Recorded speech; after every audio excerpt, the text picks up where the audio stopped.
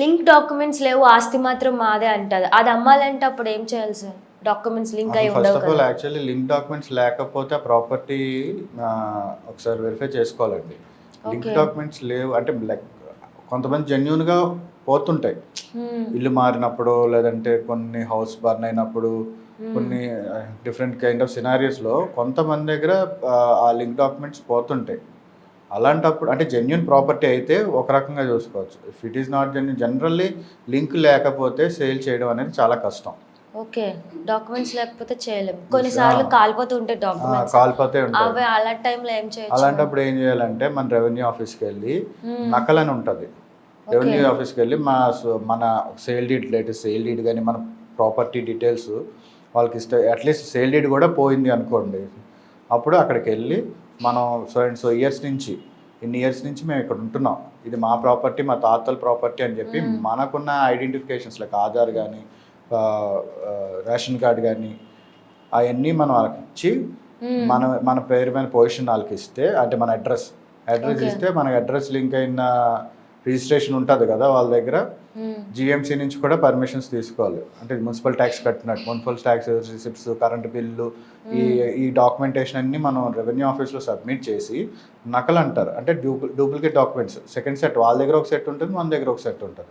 ప్రతి land document revenue ఆఫీస్లో data ఉంటుందండి. ఓకే, ఆ డేటాని మనం ఇప్పుడు మన డీటెయిల్స్ ఖచ్చితంగా ఇచ్చి దానికి వెరిఫికేషన్ తీసుకొని పోలీస్ కంప్లైంట్ కూడా ఒకటి ఇవ్వాలి. అంటే పోలీస్ కంప్లైంట్ ఇచ్చి మా డాక్యుమెంట్స్ పోయినాయి అని చెప్పి, ఒరిజినల్ డాక్యుమెంట్ లాస్ అయినాయి అని చెప్పి ఒక పోలీస్ రిపోర్ట్ ఇచ్చి వాళ్ళ దగ్గర నుంచి యాక్సెప్టెన్స్ లెటర్ తీసుకొని వీళ్ళు డాక్యుమెంట్స్ నిజంగానే పోయినాయి అని చెప్పి వాళ్ళు ఎంక్వైరీ చేస్తారు కదా, నిజంగానే ఎలా పోయినాయి, కాలిపోయినాయా లేకపోతే దొంగతనం జరిగిందా, వాట్ ఎవర్ ఇట్ ఈస్ ఆ సినారీ ఉంటుంది, అది కేసు ఫైల్ చేస్తారు కదా. ఈ అన్ని డాక్యుమెంట్స్ మనం పట్టుకొని రెవెన్యూ ఆఫీస్లో సబ్మిట్ చేస్తే వాళ్ళు అక్కడి నుంచి వెరిఫై చేసి అప్పుడు మన పేరు మీద నకలిస్తారనమాట. Duplicate document, set of documents వాళ్ళు స్టాంప్ వేసి, రెవెన్యూ స్టాంప్ వేసి వాళ్ళ ఆథరైజ్డ్ సిగ్నేచర్స్ తోటి మనకి ఇస్తారు. అది డూప్లికేట్ అని కూడా రాసి ఉంచుతుంది అక్కడ, అర్థమైందా? అంటే ఒరిజినల్ పోయినవి వీళ్ళవి, డూప్లికేట్ అని ఇస్తారు. అప్పుడు ఆ డాక్యుమెంట్స్ తోటి మనం సేల్ చేసుకోవాలి ప్రాపర్టీ. ఇన్ జనరల్ అలా ఈ ప్రాసెస్ కొన్ని అన్నోన్ ప్రాపర్టీస్ కూడా జరిగిన సినారియోస్ ఉన్నాయండి. లైక్ అంటే ఆ ఓనర్స్ ఎవరు లేకపోవడం, ఆ ప్రాపర్టీకి ఎవరు హక్కుదారులు లేకపోవడంలో కొన్ని ప్రాపర్టీస్ బయట థర్డ్ పార్టీ వాళ్ళు కూడా ఇలాంటి సిస్టమ్ ఫాలో అయ్యి సిస్టమ్ని చేసి వాళ్ళ పేరు మీద ల్యాండ్ రిజిస్ట్రేషన్ చేసుకున్న సినారియోస్ కూడా ఉన్నాయి. సో అందుకని మేము ఖచ్చితంగా చెప్పేది ఏంటంటే లీగల్ వెరిఫికేషన్ చేసుకోవాలి. ఇవన్నీ జరిగినప్పుడు డూప్లికేట్ డాక్యుమెంట్ వచ్చినప్పుడు మేము ఇన్ పర్టికులర్ ఇంకా బాగా ఎక్కువ, అంటే లైక్ ఇన్ పర్టికులర్గా మేము వెరిఫై చేస్తాం లీగల్గా. మాకు లీగల్ డాక్యుమెంట్స్ కూడా కావాలని అడుగుతాం. ఫస్ట్ ఓనర్ ఎవరైతే ఉన్నారో ఆ ఓనర్ మీ ఓనర్ కాదా లేదా అనేది మేము వెరిఫై చేసుకుంటాం రికార్డ్స్లో, అర్థమైందా? సో ఈ డాక్యుమెంట్స్ అన్ని చూసిన తర్వాతే మేము వెరిఫికేషన్, అది మేము లీగల్ ఒపీనియన్ ఇస్తాం. అది చూసుకొని మీరు సేల్ కానీ అంటే మీరు వాళ్ళ దగ్గర కొనుక్కోవడం కానీ అలా చేసుకోవాలి. అలాగే డబుల్ రిజిస్ట్రేషన్ అవుతూ ఉంటాయి కొన్ని చోట్ల, దానివల్ల చాలా ఇబ్బందులు పడుతుంది. అసలు ఎందుకు అవుతుంది అలాగా?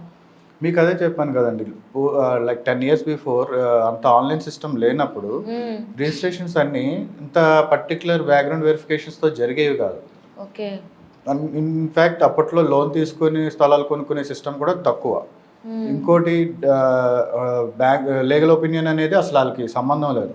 అప్పుడు స్థలం అమ్మడం కొనడం అంటే ఆస్తి ఉంటే చాలు, ఇగో వాళ్ళకి వీళ్ళకి ఇలాగా లైక్ మీకంటే మీకు చుట్టాలకి ఎవరో ఒకరికి రాసి ఇచ్చేసేవారు.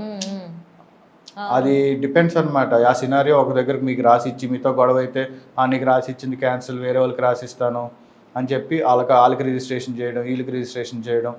ఆ రిజిస్ట్రేషన్ ఆన్లైన్ కాదు కాబట్టి ఆన్లైన్లో ఎలివేట్ అయ్యేది కాదు.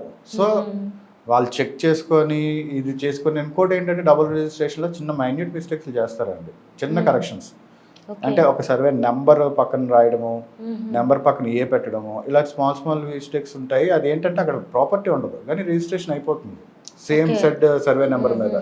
సో అది చెక్ చేసుకోవాలి. అందుకని డబుల్ రిజిస్ట్రేషన్ ముందు జరిగేవి, ఇప్పుడు అది అరికట్టడానికే గవర్నమెంట్ మళ్ళీ రీసర్వే చేసి చర్యలు తీసుకొని ప్రాపర్గా అంతా ఆన్లైన్లో పెట్టి డబుల్ రిజిస్ట్రేషన్ అవ్వకుండా మొత్తం ఎవరైతే బయ్యర్ ఉన్నారో, ఎవరైతే సెల్లర్ ఉన్నారో వాళ్ళందరినీ వాళ్ళ దగ్గర అటెండ్ చేసి వాళ్ళ వెరిఫికేషన్స్ తీసుకొని వాళ్ళ ఫొటోస్ కూడా తీసుకొని ప్రాపర్గా రిజిస్ట్రేషన్ చేస్తున్నారు ఇక్కడ నుంచి.